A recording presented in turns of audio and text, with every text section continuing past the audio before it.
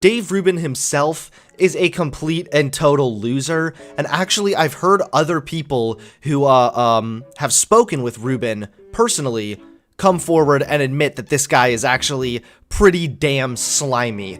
Dave Rubin's job, his entire existence, is just to regurgitate whatever the right wants to hear. Dave Rubin tweeted out the promo and said, "Good morning to everyone except Sesame Street and CNN. No kid at the age they're into Elmo needs to be talking about racism, especially via cable news. This is brainwashing and child abuse." Elmo wants to end racism too. Elmo wants everybody to be treated fairly. Okay. What can Elmo do, Daddy? How can Elmo support his friends? Well, we can start by learning. That's it. That's the video. That's the video that just triggered the fuck out of Dave Rubin, that has him screeching on Twitter that it's brainwashing and child abuse. Elmo wants everybody to be treated fairly. That's not a political opinion.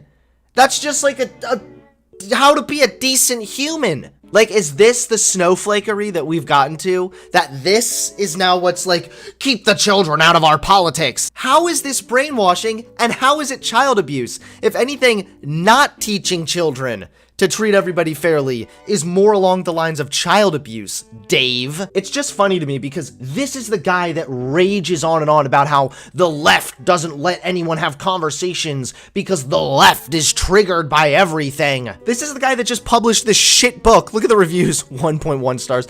Don't burn this book, talking about how, the left is really offended. The left are the snowflakes. But here Dave Rubin is getting triggered over a 26-second clip of a kid show saying, "Hey, racism is bad." This is the most non-offensive statement that Dave Rubin is over here getting triggered as fuck over. Also, let's not forget that there have been other really well-respected children shows like Mr. Rogers that bravely championed human rights issues. There were actually some controversial things with Mr. Rogers at the time. Look, back in 1969, Fred Rogers hanging out with a black person, that was probably controversial, and there were probably people just like Dave fucking Rubin back then saying shit like, why do we need to have politics? Why do kids need to be exposed to the blacks? Also, Sesame Street has addressed a bunch of mature topics as well, like drug addictions. I know, snowflakes can exist on the right, snowflakes can exist on the left, and don't worry, lefty snowflakes, I'll be coming for you bitches soon too, alright?